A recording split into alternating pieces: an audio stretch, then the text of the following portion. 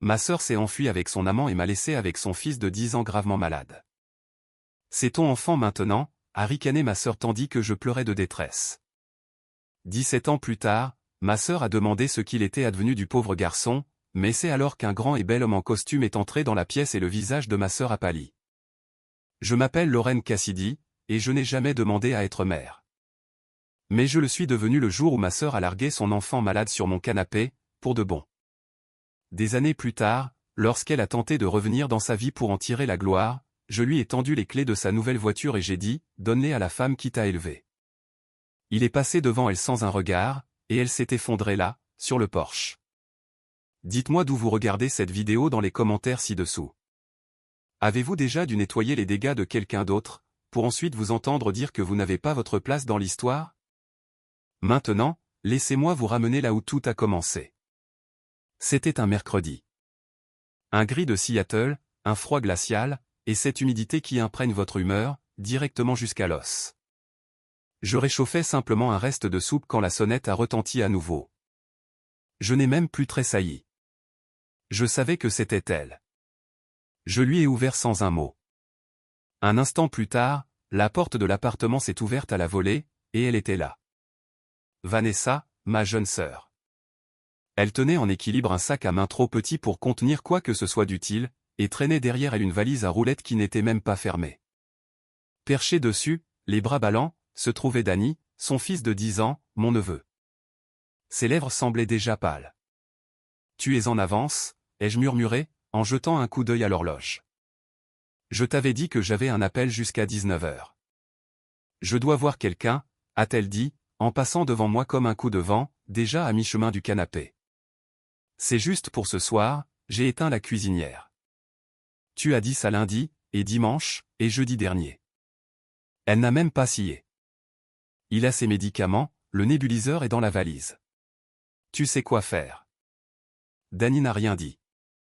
Il a juste traîné les pieds jusqu'au canapé, tel un fantôme, et s'est recroquevillé en sifflant doucement. Ce bruit m'a transpercé le cœur. Vanessa, non. Non, pas cette fois, ai-je dit, en me plantant entre elle et la porte. Tu ne peux pas continuer à faire ça. Il est malade. Tu ne peux pas juste. Elle a levé les yeux au ciel, et a affiché un sourire crispé. Celui qu'elle arborait toujours, quand je lui rappelais la réalité. J'ai besoin d'une pause. Je gère ça toute seule, Lorraine, depuis des années. Tu ne comprendrais pas. Oh, tu veux dire les pauses entre Cancun, Miami, et n'importe quelle retraite de yoga que tu prétends être une croissance spirituelle? Son regard s'est braqué sur le mien, vif et défensif. Je suis sérieuse, ai-je continué plus fort, la voix à vif. Tu n'agis pas comme une mère. Tu ne fais que fuir. Elle a ricané, et a attrapé ses clés. Peu importe. Tu as toujours été jalouse. Tu n'as pas d'enfant, alors maintenant, tu peux jouer à la maman. Profitant. Puis, elle a claqué la porte derrière elle. Le silence s'est engouffré dans la pièce, interrompu seulement par le doux ronronnement du nébuliseur, et le râle de la respiration de Danny. Je me suis approché, et je me suis accroupi près de lui. Ses yeux étaient vitreux, mi-clos, ses bras enroulés autour de sa poitrine. « Ça va, bébé » ai-je chuchoté.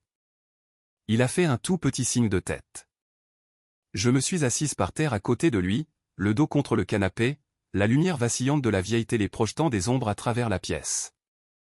Ma main s'est tendue, instinctivement, pour vérifier le minuteur de la machine. Encore 12 minutes. J'ai expiré. Ce n'était pas la première fois qu'elle le déposait malade. Mais quelque chose, ce soir-là, semblait plus lourd. Plus définitif. Il a grimacé en toussant, et j'ai pris sa main, mon pouce effleurant son poignet. Ce n'est pas juste, ai-je murmuré.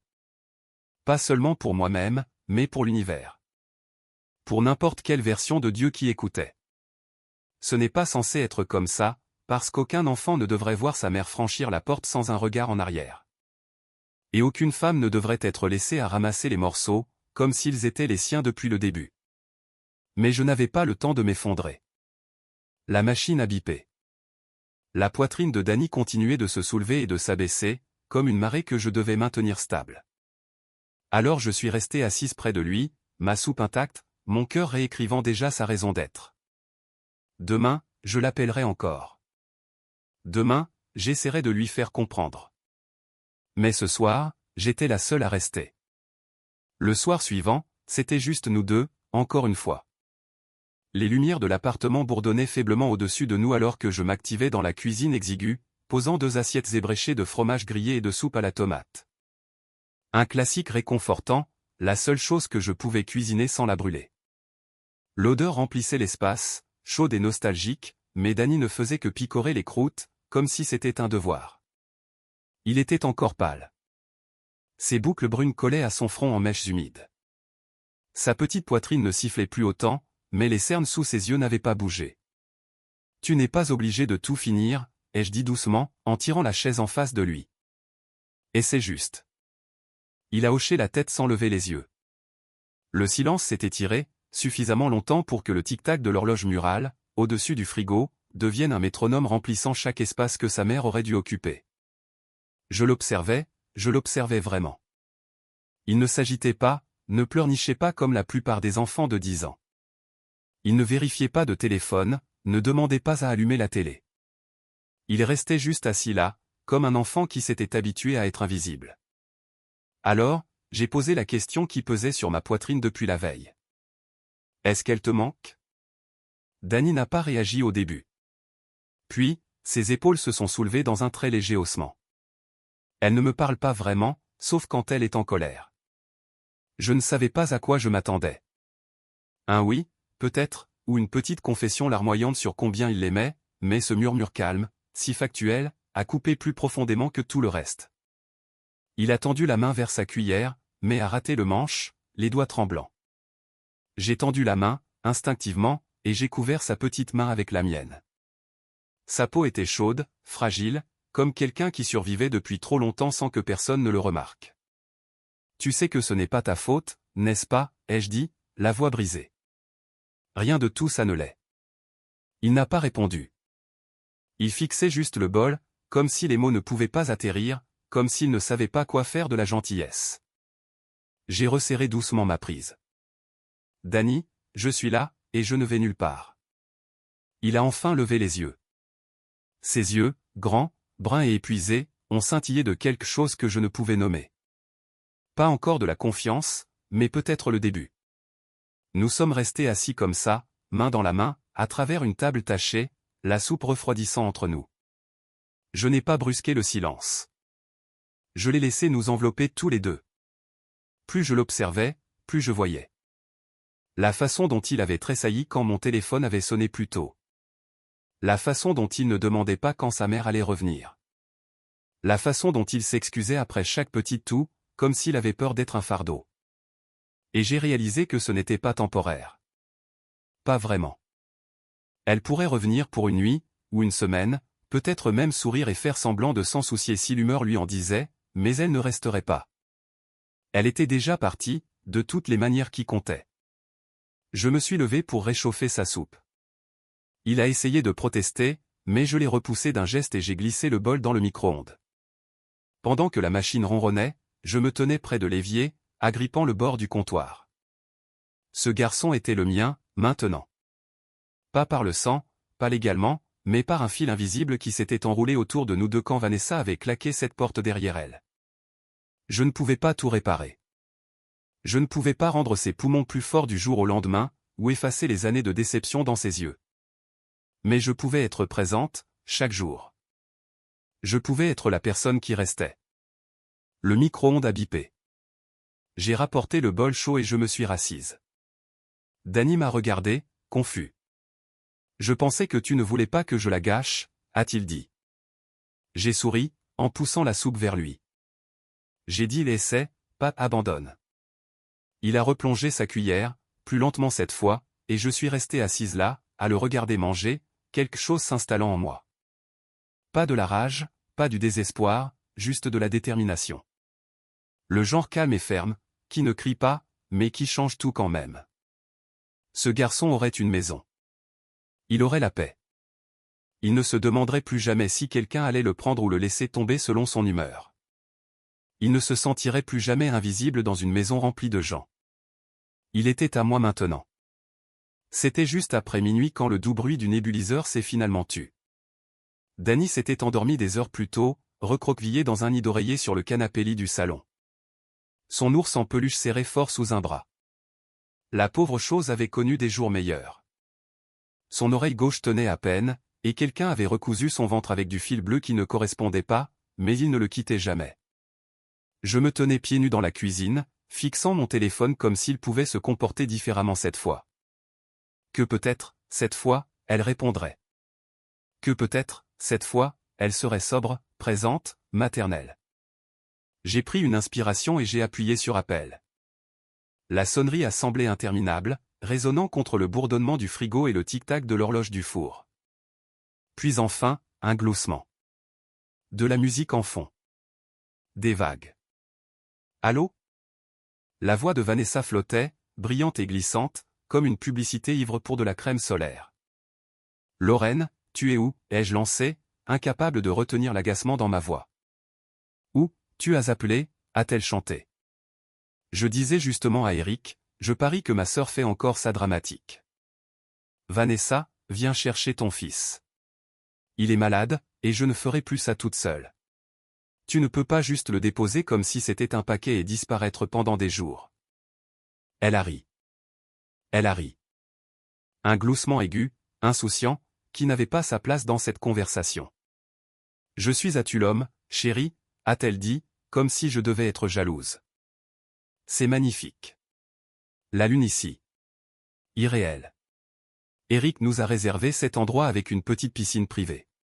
Tu devrais essayer de sortir avec quelqu'un. Tu es tellement tendu. Ma bouche est devenue sèche. Tulum. Tu as quitté le pays? Elle a soupiré, comme si je l'épuisais. Ne sois pas si dramatique. Il est avec toi. Il va bien.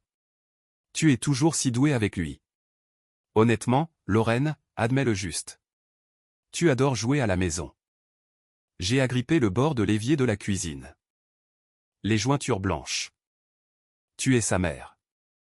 Non, ma chérie, a-t-elle dit, sa voix soudain basse et sensuelle, comme si elle faisait une sorte de blague tordue. C'est toi, maintenant. Tu le es maintenant. Puis la ligne s'est coupée, juste comme ça. J'ai fixé le téléphone, ces mots résonnant dans mon crâne. C'est toi, maintenant. Un rire a monté dans ma gorge, amer et involontaire. Il s'est coincé à mi-chemin et s'est brisé en un sanglot avant que je ne puisse l'arrêter. J'ai glissé sur le sol froid en carrelage, le dos contre le placard, et j'ai laissé le téléphone tomber à côté de moi. Je ne sais pas combien de temps je suis resté là. Des minutes, peut-être. Assez longtemps pour que la maison se calme autour de moi, pour que le frigo se remette en marche, pour que le silence presse de tous les côtés. Ma poitrine me faisait mal d'avoir tout retenu trop longtemps. J'ai pressé la paume de mes mains sur mes yeux, comme si cela pouvait repousser les larmes à l'intérieur, mais c'était inutile. J'ai pleuré doucement, désespérément, pour Dany, pour moi-même, pour la version de ma sœur en laquelle je croyais autrefois, pour le genre de famille que j'imaginais que nous pourrions être.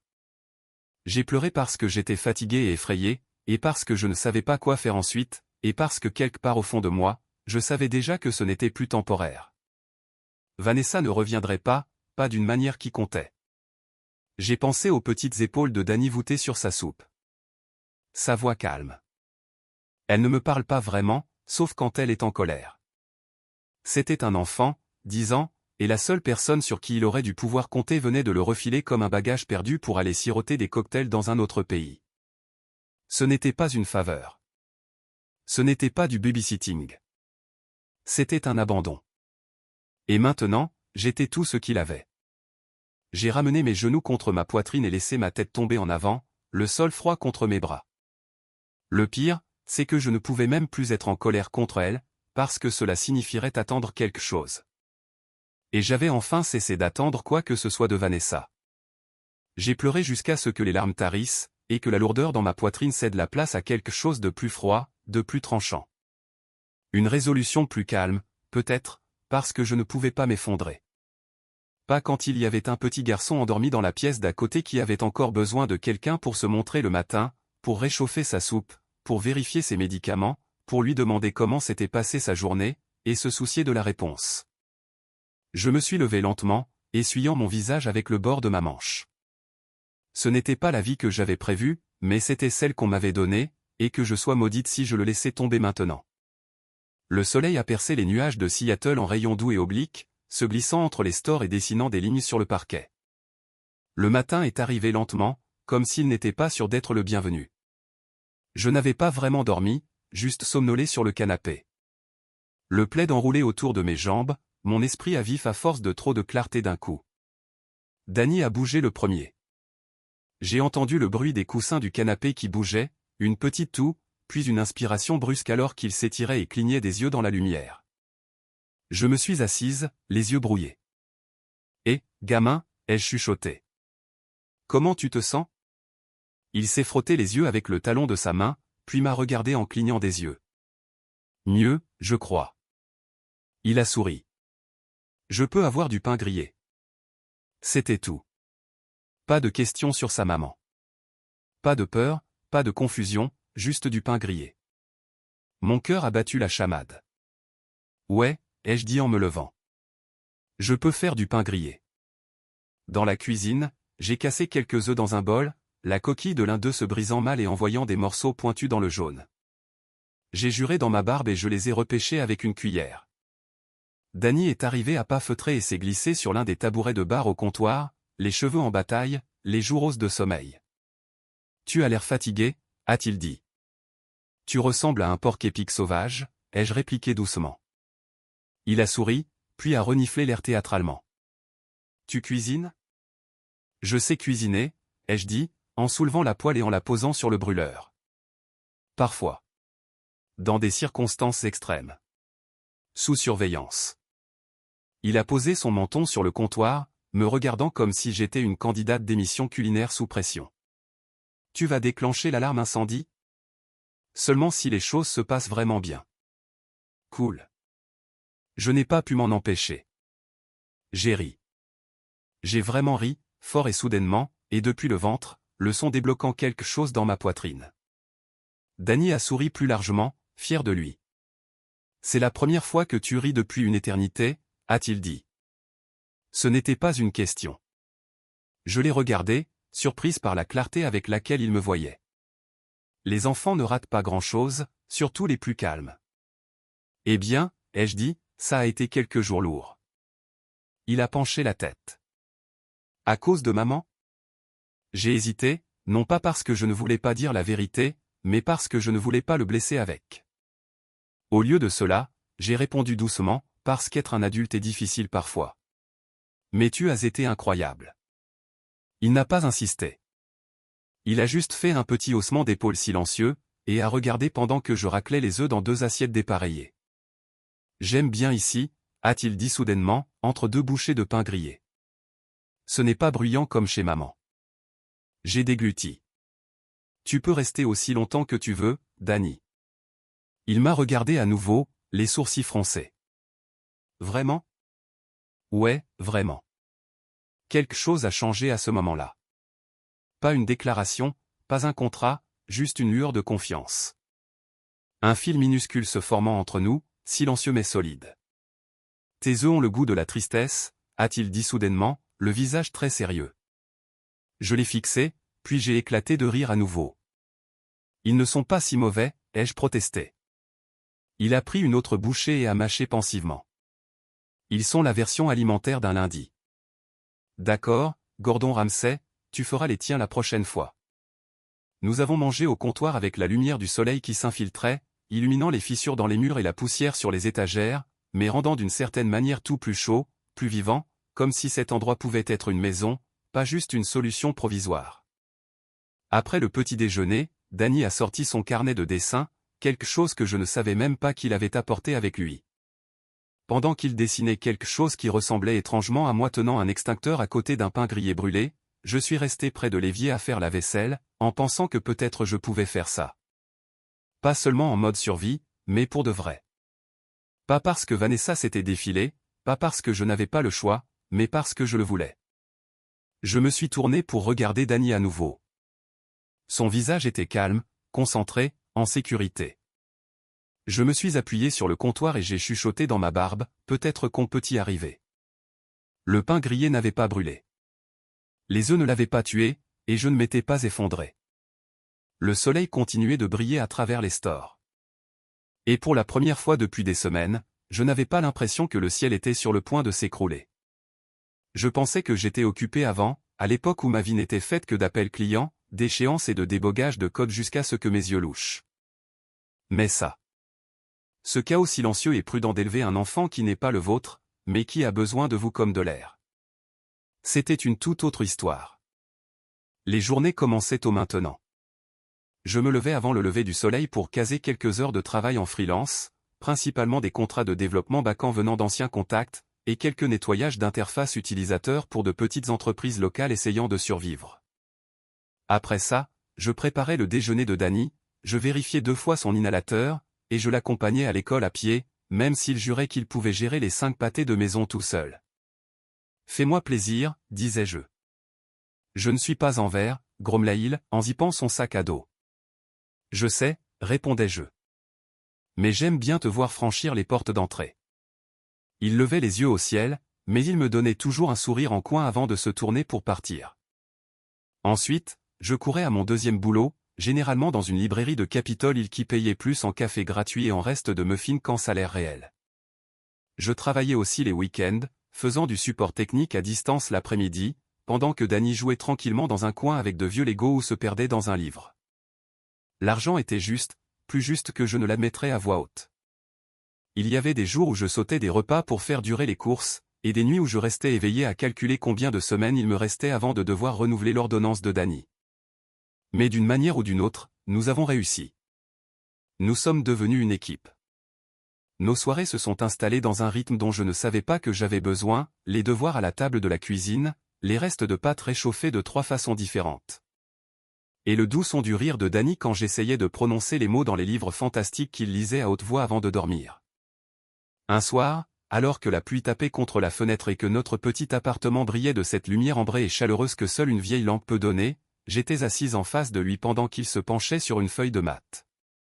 J'étais à moitié distraite, triant des notes de projet sur mon ordinateur portable, quand quelque chose m'a fait faire une pause. Il ne faisait pas que remplir des blancs. Il résolvait des problèmes 2 ou 3 ans au-dessus de son niveau scolaire. Je me suis penché, en clignant des yeux. « Attends, comment tu as fait celui-là » Danny a haussé les épaules comme si de rien n'était. « J'ai vu une vidéo en ligne sur les facteurs premiers, et je me suis souvenu de ce que tu avais dit sur les modèles. » Il a levé la feuille, les yeux brillants. « Regarde, si tu factorises ça et divises par 3, c'est la même chose que de simplement réduire les 2 côtés. » J'ai fixé la feuille, puis lui. « Tu es une sorte de génie, gamin. » Ses joues sont devenues rouge foncé. « C'est seulement parce que tu m'aides. » « Non, sérieusement ?» Je me suis reculé, souriant largement. « Tu es intelligemment agaçant. Le genre d'intelligence qui fait sauter une classe aux enfants. »« Ce ne serait pas bizarre, a-t-il demandé doucement. Tout le monde me regarderait. »« Ouais, ai-je dit. » Il te regarderait et se dirait, « Waouh, ce gamin est génial. » Il a souri en regardant la feuille, son crayon tapotant doucement contre le bord de la page. Maman disait que j'étais trop. Les mots étaient calmes, presque désinvoltes. J'ai avalé la boule qui montait dans ma gorge. Elle avait tort, ai-je dit. Tu n'es pas trop. Tu es juste plus que ce qu'elle savait gérer. Il a levé les yeux. Tu penses que je suis trop, toi? Je me suis penché en avant, la voix stable. Je pense que tu es exactement qui tu es censé être, et j'ai de la chance d'être là pour le voir. Le silence qui a suivi n'était pas lourd. Il était chaud. Il s'est remis à griffonner des réponses, en fredonnant un peu dans sa barbe. Je l'observais, me demandant depuis combien de temps il attendait que quelqu'un le voie simplement. Pas comme un problème à régler, pas comme une responsabilité à esquiver, mais comme une personne valant la peine qu'on s'investisse pour elle. Le garçon était brillant, curieux, doux, d'une manière qui me rendait protectrice envers lui jusqu'au plus profond de mes os. Quand il a fini le dernier problème, il a poussé la feuille vers moi et a souri. Tu devrais fabriquer un trophée pour le meilleur tuteur. Oh, je devrais, maintenant? Il a hoché la tête solennellement. Tu gagnerais la 2e place. 2e? Qui gagnerait la 1re? Internet, a-t-il dit sans rire. J'ai éclaté de rire. En débarrassant la table et en rinçant nos tasses de cacao tiède, j'ai aperçu mon reflet dans la fenêtre de la cuisine, fatigué, pas douché, portant un sweat à capuche que je n'avais pas lavé depuis des jours. Mais j'avais l'air fier, comme quelqu'un qui fait quelque chose qui compte, comme quelqu'un qui construit quelque chose, une nuit à la fois. Les samedis matins étaient devenus mon sanctuaire. Pas de précipitation, pas de dépose à l'école, pas d'appel client avant le café, juste le calme. Le genre qui bourdonne bas et paisible à travers les os d'un corps fatigué. J'étais enroulé façon burrito dans ma couette, le ciel dehors encore plus gris que bleu, quand une odeur étrange m'a tiré du sommeil. Pas étrange mauvaise, étrange inattendue. Chaude, sucrée, comme de la vanille, et quelque chose de légèrement brûlé. Mes yeux se sont ouverts d'un coup. Je me suis assise dans le lit, à l'écoute. C'était encore là, un cliquetis dans la cuisine, un tiroir qui claque, le bruit incomparable de quelque chose frappant une poêle chaude. J'ai sauté du lit, le cœur battant déjà la chamade. Dany ? Pas de réponse. J'ai marché dans le couloir en chaussettes, suivant la piste d'odeur qui devenait plus forte à chaque pas. Beurre, sirop, et indéniablement, de la fumée. J'ai tourné le coin et je me suis figé dans l'encadrement de la porte. Dany se tenait au milieu de la cuisine, de la farine sur sa chemise, un tablier de taille trop grand attaché de travers autour de sa taille, ses boucles dressées dans tous les sens. Sur la cuisinière, une poêle grésillait avec quelque chose de doré et grumeleux. Le comptoir derrière lui était un chaos, des coquilles d'œufs, une bouteille de sirop couchée sur le côté, une assiette empilée de crêpes qui étaient à divers degrés comestibles. Il s'est retourné et a rayonné. Surprise. J'ai fait le petit déjeuner. J'ai cligné des yeux. Tu as fait tout ça? Yep. Il a levé fièrement la spatule comme un trophée. J'ai même cherché sur Google comment ne pas brûler la poêle. Enfin, en quelque sorte. J'ai jeté un coup d'œil à la cuisinière. Une crêpe était en train de noircir comme un minuscule météore. Je me suis précipité et je l'ai retourné hors du brûleur, riant malgré moi. Tu vas déclencher l'alarme incendie. Il a haussé les épaules. Alors on aura des crêpes et un exercice d'incendie. Je me suis tourné vers lui, le cœur gonflant d'une manière qui m'a prise au dépourvu. Tu n'avais pas à faire ça. Il a semblé soudainement incertain. Je voulais le faire. Je me suis agenouillé devant lui, absorbant chaque détail désordonné. Le sirop sur sa manche, la trace d'œuf sur sa joue, l'espoir nerveux dans ses yeux. Tu n'avais pas à le faire, ai-je répété, plus doucement maintenant.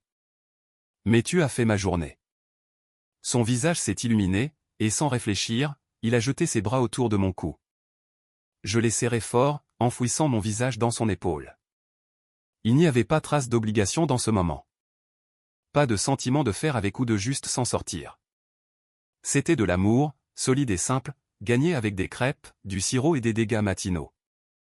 Bon samedi, a-t-il marmonné contre mes cheveux. Quand nous nous sommes finalement assis à table, j'ai essayé l'une des crêpes. C'était unique. Caoutchouteux par endroits, croquant à d'autres, avec un bord brûlé qui pouvait rivaliser avec du charbon. Dany me regardait prendre une bouchée, le visage impassible. Sois honnête. Échelle de 1 à 10. J'ai mâché pensivement. Je dirais un solide 4,7. Il a halté, faussement horrifié. Sur 10? Sur 5. Il a éclaté de rire, du sirop dégoulinant de sa fourchette.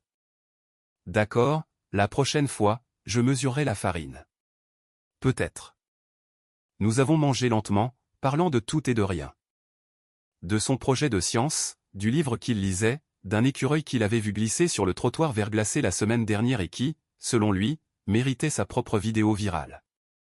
À un moment donné, j'ai réalisé que je ne pensais pas aux factures, ni au travail, ni à Vanessa, ni à la liste interminable de ce que nous n'avions pas. J'étais juste là, dans une cuisine minuscule, avec des crêpes brûlées et des comptoirs collants, et un garçon qui, d'une manière ou d'une autre, faisait que ce désordre ressemblait à un foyer. Après avoir fini, Dany s'est levé et a commencé à rassembler les assiettes.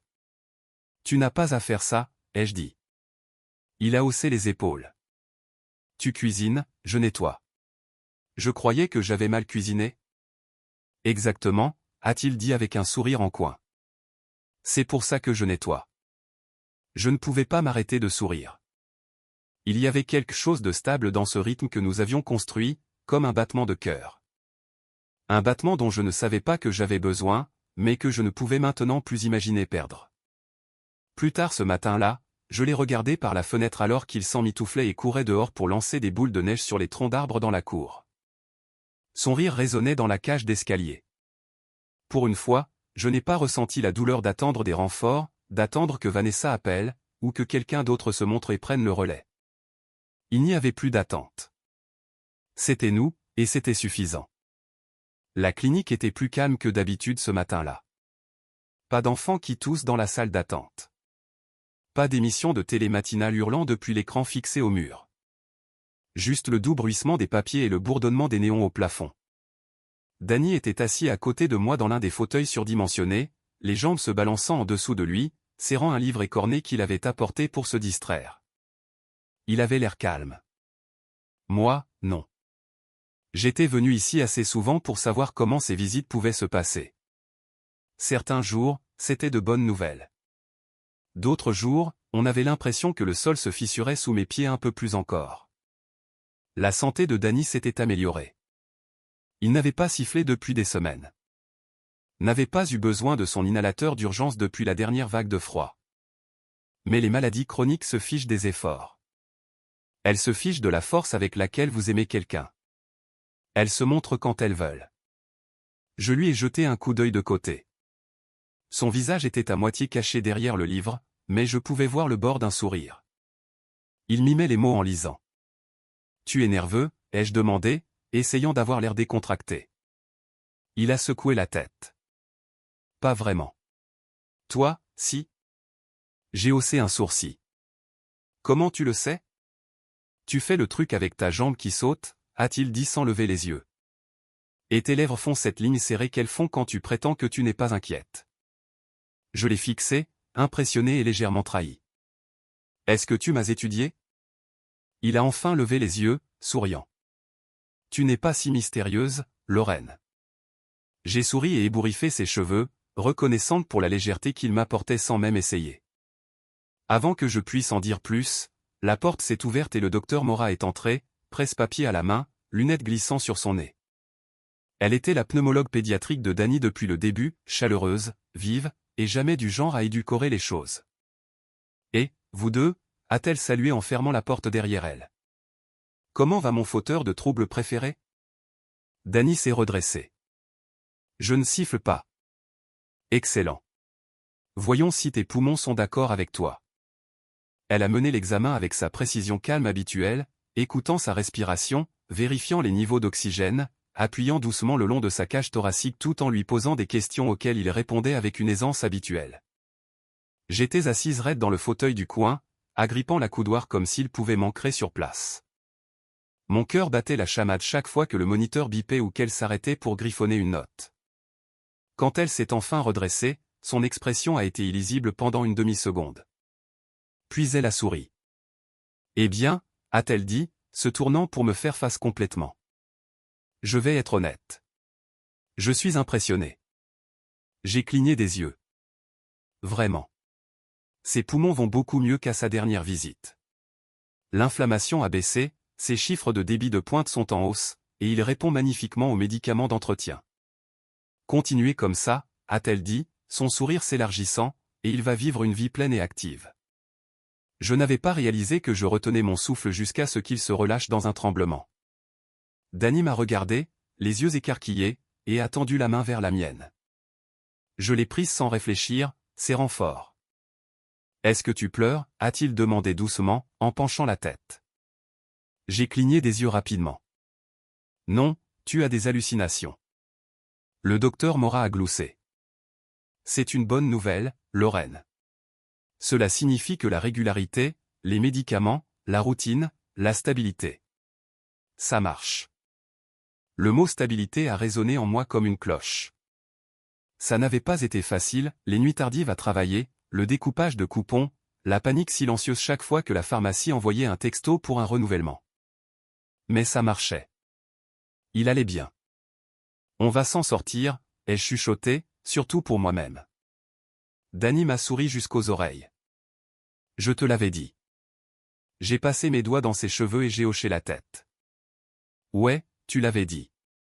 Le docteur Mora m'a remis le plan de soins mis à jour et m'a rappelé le prochain suivi dans 3 mois. Je l'ai remercié, encore étourdi par le soulagement, et j'ai aidé Danny à remettre sa veste. Sur le chemin du retour, il sautillait devant moi sur le trottoir, donnant des coups de pied dans des tas de feuilles cassantes qui avaient été soufflées dans le caniveau. L'air était vif et propre, portant l'odeur lointaine des pins. Je l'ai regardé, ce garçon brillant et lumineux à qui je n'avais pas donné naissance, mais qui m'appartenait d'une certaine manière tout de même, et j'ai senti quelque chose s'installer en moi. Pas de la peur, pas de la culpabilité. De l'espoir. Nous ne survivions plus. Nous vivions. Le jour où l'enveloppe de Stanford est arrivée, j'ai pleuré avant même de l'ouvrir. Danny se tenait à côté de moi sur les marches du perron, tenant le paquet épais et brillant comme s'il risquait de disparaître. Ses mains tremblaient, pas de peur, bien qu'il sût déjà. Quelque part dans ses os, il avait toujours su où il allait. Je l'ai ouverte pour lui quand même, parce qu'il me l'a demandé.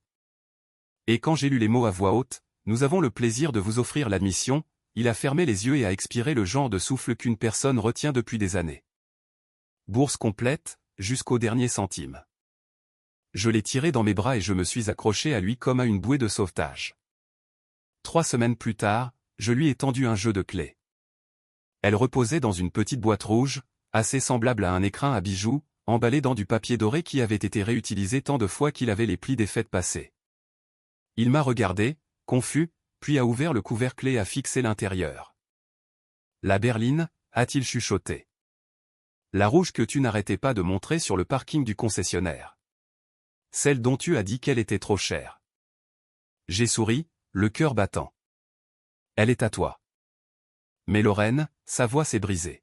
« C'est une occasion, oui, mais fiable, peu de kilomètres, économique en essence, et plus important encore, à toi. » Je ne lui ai pas dit que j'avais vidé mes économies d'urgence pour ça, ou que j'avais refusé des vacances avec des amis pour faire le dernier paiement. J'ai juste regardé ses yeux devenir vitreux et j'ai su que cela valait chaque dollar. Tu n'avais pas à faire ça. J'ai touché son visage. Mais je le voulais. Il m'a attiré dans l'étreinte la plus serrée que j'ai jamais reçue de lui, une main agrippant toujours les clés. Ce soir-là, j'ai allumé une bougie à la fenêtre comme je le faisais toujours quand il sortait en voiture, juste jusqu'à ce qu'il rentre. J'étais recroquevillé sur le canapé avec un livre que je ne lisais pas vraiment quand mon téléphone s'est allumé avec un numéro inconnu. J'aurais dû laisser aller sur la messagerie, mais je ne l'ai pas fait. Allô ? Une voix que je n'avais pas entendue depuis plus d'1 an a flotté, douce et sirupeuse. Lorraine, c'est Vanessa. Je me suis redressé. Mes doigts sont devenus froids. J'ai entendu dire que mon fils est entré à Stanford, a-t-elle gazouillé. C'est incroyable. Je suis tellement fier de lui. Mon cœur a claqué dans ma poitrine. Je me suis levé, marchant lentement vers la cuisine comme si le mouvement allait m'ancrer. Tu as perdu le droit de dire ça, ai-je dit, chaque mot tranchant et délibéré. Oh, allez, a-t-elle ri. Ne sois pas comme ça. C'est toujours mon fils. Je n'ai rien dit. Mon silence lui a laissé l'espace pour devenir audacieuse. Je sais qu'on ne sait pas parler, a-t-elle continué, sa voix changeant. Mais je pensais que c'était peut-être le moment de renouer. Peut-être que je prendrais l'avion pour le week-end d'emménagement. Être là pour lui, tu sais, pour qu'il voie que je m'intéresse à lui. Je n'ai pas pu m'en empêcher, j'ai ri, un son court et amer. Maintenant, ai-je demandé. Maintenant tu veux être là. Elle s'est hérissée. Je pouvais l'entendre dans la pause. Je suis toujours sa mère, Lorraine. Tu ne peux pas effacer ça. J'ai pressé une main sur ma poitrine, forçant ma respiration à ralentir. Tu t'es effacé toi-même. Oh, s'il te plaît. Je lui ai donné la vie. N'agis pas comme si tu étais une sainte. Non, ai-je chuchoté. Je suis juste celle qui est restée. La ligne est devenue silencieuse. Elle n'avait pas raccroché. Pas encore. Elle ne savait pas quoi répondre à ça. Peut-être qu'elle ne l'avait jamais su. Finalement, sa voix est revenue, plus froide maintenant. Il viendra me chercher un jour. Tu ne peux pas le garder loin de moi pour toujours. Je n'ai pas répondu. J'ai simplement mis fin à l'appel, et puis j'ai supprimé le numéro. De retour dans le salon, la bougie vacillait à la fenêtre. Quelques minutes plus tard, j'ai entendu le crissement des pneus dans l'allée, puis le grincement familier de la porte d'entrée. Dany est entrée, souriant, les clés à la main. Elle se conduit comme un rêve. J'ai forcé ma voix à être stable. Bien. Tu le mérites. Il s'est laissé tomber sur le canapé à côté de moi. Ça va? J'ai hésité. Puis je l'ai regardé. Regardé vraiment. Fort, gentil, entier. Je vais bien, maintenant. La maison semblait plus calme maintenant, même si elle n'était pas vide. Dany n'était parti que depuis quelques semaines quand je me surprenais à sortir 2 assiettes pour le dîner, ou à regarder l'horloge en pensant qu'il devrait être rentré à cette heure-ci. Puis je me souvenais qu'il était à l'autre bout de l'État, pas juste de l'autre côté de la rue. Et d'une certaine manière, le silence ne faisait pas mal. Il bourdonnait, doux et plein de sens. Il m'appelait tous les dimanches sans faute, et pas seulement avec des nouvelles des cours ou des professeurs. Bien qu'il m'ait dit avec excitation que son professeur d'informatique lui avait déjà demandé d'aider sur un projet de recherche. Il me parlait comme si je faisais toujours partie de son monde, comme si mon opinion comptait, comme si j'étais toujours sa personne. Parfois, je l'entendais courir entre les cours, le vent en fond sonore, ou le cliquetis de la vaisselle pendant qu'il faisait des quarts tardifs à la cantine du campus. Juste quelques heures par semaine, avait-il dit. C'est pas grand-chose. Quelques mois après le début de sa première année, j'ai reçu une notification Venmo pour des courses.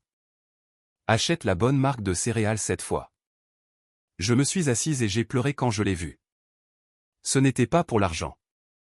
C'était la pensée, le soin, le poids de la boucle bouclée. Nous avions vécu si longtemps en mode survie que les petites choses semblaient sacrées. Comme quelqu'un se souvenant de comment vous prenez votre café, ou sachant quelle marque de pain ne rassit pas en 2 jours. L'hiver est arrivé vite cette année-là, et avec lui la froide réalité que ma vieille Corolla, la voiture qui avait transporté Dany aux visites chez le médecin, aux expos de sciences et aux courses nocturnes à la pharmacie, était enfin en train de mourir. Le voyant moteur ne faisait pas que briller. Il clignotait maintenant comme une sirène. J'avais fait la paix avec ça, d'une certaine manière. Elle nous avait bien servi. Je m'en sortirais. Je m'en sortais toujours. Mais un jeudi soir pluvieux, j'ai ouvert la porte d'entrée pour récupérer un colis. Et il était là. Dany, sur le porche, la veste trempée, les cheveux ébouriffés, les bras pleins de courses, et un sourire sauvage sur le visage. Je t'ai manqué?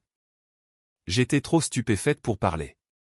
Tu ne répondais pas à ton téléphone, a-t-il ajouté en entrant. Alors je me suis dit que j'allais juste venir m'assurer que tu étais toujours vivante. Il a vidé les sacs sur le comptoir de la cuisine. Du lait, des œufs, des cookies aux pépites de chocolat que j'aimais mais que je n'achetais jamais pour moi-même, et puis il s'est tourné vers moi en essuyant la pluie de ses joues. Tu es censé être à Palo Alto, ai-je réussi à dire. C'est la semaine de révision. J'avais le week-end de libre. Il a levé la main. Avant que tu ne dises quoi que ce soit d'autre, on va faire des achats demain. J'ai cligné des yeux. Des achats? Pour une voiture, a-t-il dit simplement. Ta voiture est sous assistance respiratoire. Dany, non. Tu es étudiant, tu n'as pas, j'ai économisé, a-t-il dit comme si ce n'était rien. Job sur le campus, tutorat, freelance en informatique à côté. J'ai assez, et ce n'est pas un cadeau, c'est un merci. Je l'ai fixé, le cœur serré. Ce n'est pas à toi de prendre soin de moi, ai-je dit doucement. Il a souri, calme et sûr de lui. Tu l'as déjà fait. Mes bras se sont enroulés autour de lui avant même que je sache ce que je faisais. Il était plus grand maintenant, solide, mais il se penchait toujours dans l'étreinte comme ce garçon de 10 ans qui tressaillait au bruit soudain et dormait avec son ours sous un bras. Je n'ai rien fait de spécial, ai-je chuchoté. Tu as tout fait, a-t-il dit. Le lendemain, nous avons acheté une berline d'occasion modeste, d'un vert forêt profond. Rien de tape à accent grave-l'œil, juste fiable, robuste, comme l'amour que nous avions construit. Il m'a tendu les clés de la même manière que je les lui avais tendues autrefois, les yeux brillants, les mains stables. Et j'ai réalisé que ce n'était pas juste une histoire de voiture. C'était le fait de savoir que nous étions arrivés de l'autre côté. Pas parfait, pas sans douleur, mais entier. C'était le milieu du mois de juillet et les fenêtres de l'appartement étaient grandes ouvertes pour laisser entrer la brise qui arrivait enfin après une semaine étouffante. Je me tenais pieds nus dans la cuisine, de la sauce marinara sur la joue, des gants de cuisine pendant à mes doigts. Les lasagnes bouillonnaient. La salade flétrissait légèrement à force de trop d'attention. Et j'avais réchauffé le pain à l'ail 3 fois juste pour m'occuper, parce que Dany ramenait quelqu'un à la maison. Pas juste quelqu'un. Elle.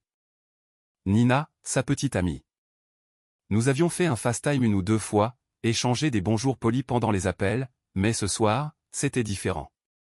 Ce n'était plus décontracté. C'était le territoire de la rencontre avec la famille. Et d'une certaine manière, la famille, c'était moi. Il n'avait pas dit ces mots exactement, mais je les sentais dans chaque détail. La façon dont il avait nettoyé l'appartement de fond en comble. La façon dont il s'était assuré que je ne travaillais pas tard. La façon dont il était rentré 2 heures plus tôt juste au cas où les lasagnes auraient besoin de renfort. Elle est douce, m'avait-il dit ce matin-là. Intelligente. Elle me garde les pieds sur terre. Et j'avais essayé de ne pas laisser mon estomac se retourner en entendant à quel point il avait l'air adulte en disant ça. Maintenant, alors que j'essuyais le comptoir pour la 4e fois, j'ai entendu des clés à la porte. Je me suis retourné. Mon cœur a littéralement raté un battement. Il est entré le premier, plus grand que jamais avec son aisance habituelle, et à côté de lui, une petite brune en robe d'été portant un bouquet de tournesol maladroitement dans une main. « Salut » a-t-elle dit joyeusement, s'avançant avant même qu'il ne puisse nous présenter. « Vous devez être Lorraine. J'attends depuis une éternité de vous rencontrer. » J'ai cligné des yeux, prise au dépourvu par sa chaleur. « Salut, Nina. Entre, je t'en prie. » Dany m'a lancé un petit sourire fier derrière son dos. Elle m'a tendu les fleurs, les joues rosissantes. Je ne savais pas quoi apporter, alors je me suis dit que c'était une valeur sûre. Elles sont parfaites, ai-je dit, essayant de ne pas pleurer pour un bouquet. Merci. Le dîner était maladroit au début. Je m'agitais trop. Dany me taquinait pour ça. Nina riait nerveusement. Mais une fois que nous nous sommes tous assis et que les assiettes furent pleines, l'ambiance s'est adoucie. Elle était facile à vivre, brillante, curieuse, pas trop guindée. Elle posait des questions. Elle écoutait. Elle n'a pas tressailli quand Dany a partagé des histoires sur son enfance avec l'asthme et le stress financier. Elle n'a pas détourné le regard quand j'ai mentionné avoir travaillé 3 boulots pour joindre les 2 bouts. Elle comprenait, tout simplement, et je l'aimais bien pour ça. À mi-chemin du dessert, un tiramisu acheté en magasin que Dany jurait être assez authentique, il a posé sa fourchette et s'est raclé la gorge. « Je voulais que tu la rencontres ici » a-t-il dit, la voix stable. Parce que cet endroit fait partie de qui je suis. Tout ce que j'ai fait, tous les endroits où je suis allé. Ça a commencé ici. Nina l'a regardé, puis moi, attendant. Il s'est tourné vers elle et a ajouté, « Je te l'ai déjà dit, je n'ai pas eu l'enfance la plus facile. » « Je me souviens, » a-t-elle dit doucement. Il a hoché la tête. « Mais ce que je ne t'ai pas assez dit, c'est que j'avais quelqu'un. Quelqu'un qui a répondu présent, qui faisait de la soupe quand j'étais malade, qui travaillait jusqu'à minuit et venait quand même à chaque événement scolaire avec le sourire, qui n'a jamais abandonné avec moi. » Mon souffle s'est coincé dans ma gorge. Il m'a regardé alors, vraiment regardé. « Je veux que tu rencontres la personne qui m'a élevé. » La pièce est devenue immobile. Nina a souri doucement comme si ce n'était pas une surprise pour elle, comme si elle le savait déjà. « Il parle de vous tout le temps » a-t-elle dit. « Jean, tout le temps. » Je ne pouvais pas parler. Ma main a couvert ma bouche avant que les larmes ne puissent s'échapper. J'avais toujours su qu'il m'aimait. Je l'avais vu dans les notes qu'il laissait avant de partir pour l'université, dans la façon dont il appelait quand il n'avait besoin de rien. Mais ça, c'était différent. C'était une reconnaissance. C'était la vérité. J'ai tendu la main vers la sienne à travers la table et je l'ai serrée. Il a serré en retour, les yeux brillants. À ce moment-là, je ne me sentais plus comme la tante qui avait pris le relais. Je ne me sentais pas comme une remplaçante. Je me sentais comme une maman. La pluie tombait régulièrement depuis le matin, tambourinant contre les fenêtres dans une pulsation rythmique et implacable. J'étais recroquevillé sur le canapé avec un livre, une couverture sur les genoux, et le genre de calme qui ne vient qu'après des années à apprendre à respirer à travers les tempêtes. Danny était à l'étage en train de faire ses bagages. Il retournait à l'école le lendemain, et nous avions passé la majeure partie du week-end à manger des restes, à regarder de vieux films, et à faire semblant que l'au revoir ne planait pas déjà dans les coins de chaque conversation. Puis vint le coup à la porte. 3 coups secs, suivis du tintement aigu de la sonnette. Je savais avant même de me lever. Certains instincts ne s'effacent jamais. Quand j'ai ouvert la porte, Vanessa se tenait sur le porche, dégoulinante. Une valise à ses pieds et un sourire trop brillant étiré sur son visage. Surprise, a-t-elle dit comme si c'était normal. Je me suis dit qu'il était temps. Je n'ai pas bougé. L'odeur de parfum bon marché et de tissu humide a dérivé vers l'intérieur. Son rouge à lèvres bavait, son mascara commençait à couler. Tant de quoi, ai-je demandé. De voir mon fils, a-t-elle dit. De renouer. Ça a été trop long, tu ne trouves pas? La poignée de la valise a glissé de sa main et a claqué sur le porche. Je n'ai pas répondu. Je me suis juste écarté. Elle a pris cela pour une permission et est entrée, les yeux scannant la pièce comme si elle lui appartenait. Ça a l'air pareil, a-t-elle marmonné. Un peu plus serré, plus douillet, peut-être. Danny est descendu les escaliers juste au moment où elle franchissait le seuil du salon. Il s'est arrêté sur la dernière marche. Il était devenu plus grand qu'elle maintenant, les épaules carrées, les yeux illisibles. Vanessa s'est figée quand elle l'a vu. Danny, a-t-elle soufflé. Oh, bébé, regarde-toi, tu as tellement grandi. Il n'a pas souri, n'a pas bougé. Elle a fait un pas timide vers lui, les mains légèrement tendues, mais il n'a pas fait la moitié du chemin. Tu n'es pas une invitée ici, a-t-il dit, la voix plate. Elle a cligné des yeux. Quoi? Je suis une étrangère? Les mots ont atterri comme du verre se brisant sur du carrelage. Sa bouche s'est ouverte, mais rien n'en est sorti. Juste un souffle coupé et le son de son cœur se brisant en temps réel. Danny s'est tourné vers moi alors, calme et stable. Tu aimes toujours cette berline bleue, pas vrai? J'ai hoché la tête lentement, incertaine de ce qu'il faisait. Il a regardé Vanessa à nouveau. J'allais lui faire la surprise avec le week-end prochain. Je pensais échanger la voiture à Hayon. Elle mérite mieux. Vanessa a reculé d'un pas, le mascara faisant des traînées maintenant. Danny, s'il te plaît. J'ai fait des erreurs. Je le sais, mais je suis toujours ta. Non, a-t-il interrompu, calme mais ferme. Tu as eu le choix. Tu l'as fait, et maintenant je fais le mien. Elle m'a regardé, les yeux embués. Tu l'as empoisonné contre moi. Non, a dit Danny avant que je puisse parler. Elle m'a sauvé de toi. Le silence qui a suivi était lourd. Final. La lèvre de Vanessa a tremblé. Elle a attrapé sa valise et a reculé vers la porte. Je pensais juste que peut-être je pourrais arranger les choses, a-t-elle chuchoté. Danny n'a pas répondu. Elle s'est retournée, a fait un pas dans la pluie, et n'a pas regardé en arrière. Le lendemain matin, la pluie avait cessé. La lumière du soleil traversait le sol de la cuisine, accrochant la vapeur s'élevant de 2 tasses de thé dépareillées.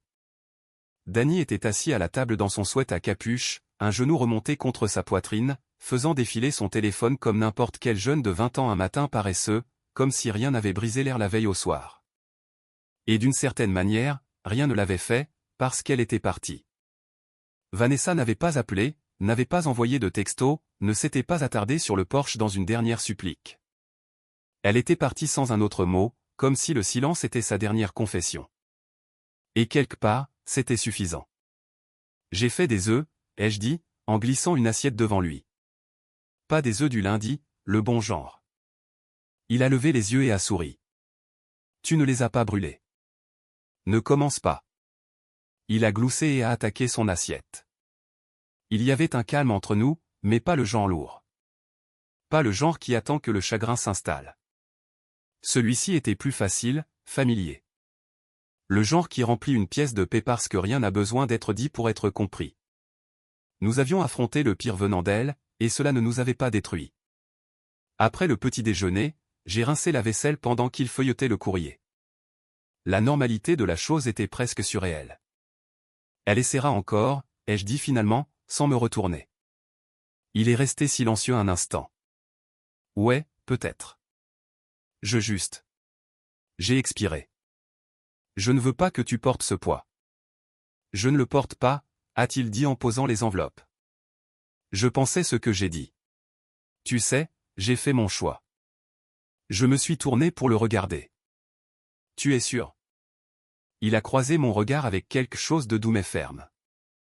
Lorraine, je suis à la maison. J'ai dégluti difficilement. Tu vas bien? Il a fait ce même sourire en coin qu'il avait l'habitude de faire quand il avait 10 ans et ne voulait pas que je m'inquiète. Je vais bien, a-t-il dit. Et toi?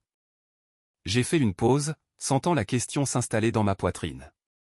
Cette version de la vie sans elle planant au bord semblait légère. Pas comme si quelque chose manquait, mais comme quelque chose de guéri.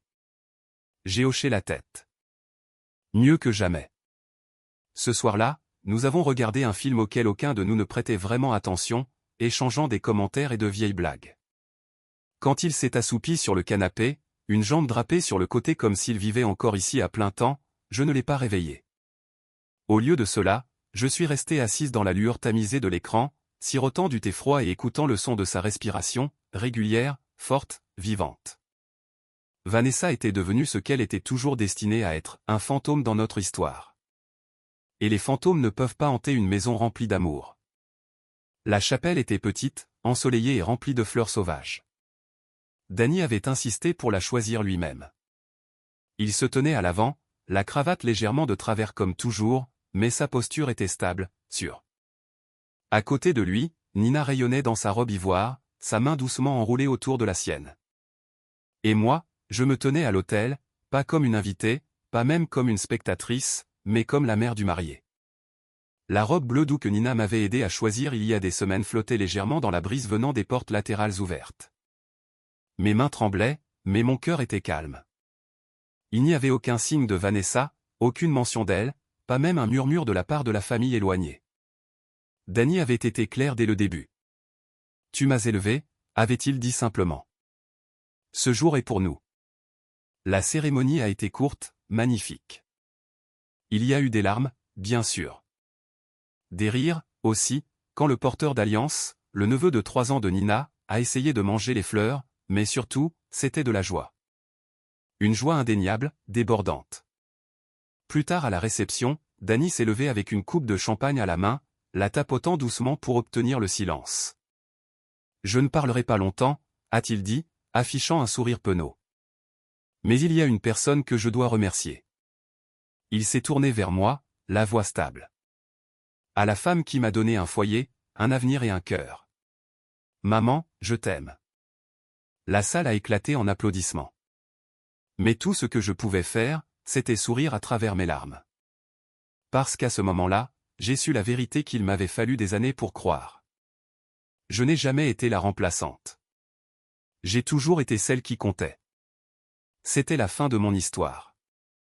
Le jour où je me suis tenu au mariage de mon fils et où j'ai réalisé que l'amour ne concerne pas qui vous donne naissance, mais qui reste quand c'est le plus difficile. Parfois, je me demande encore ce qu'il en est de Vanessa, débarquant ce dimanche pluvieux avec une valise, disant qu'elle voulait renouer. Essayait-elle vraiment de changer, ou était-il simplement trop tard pour réparer les dégâts? Et a-t-elle fait la bonne chose en finissant par revenir, même si cela lui a tout coûté? Dites-moi dans les commentaires ce que vous en pensez. A-t-elle fait la bonne chose ou non? Et si ce parcours a signifié quelque chose pour vous, s'il vous plaît, aimez cette vidéo et abonnez-vous, parce que des histoires comme la mienne me rappellent que nous ne sommes jamais seuls dans les choix qui façonnent nos vies.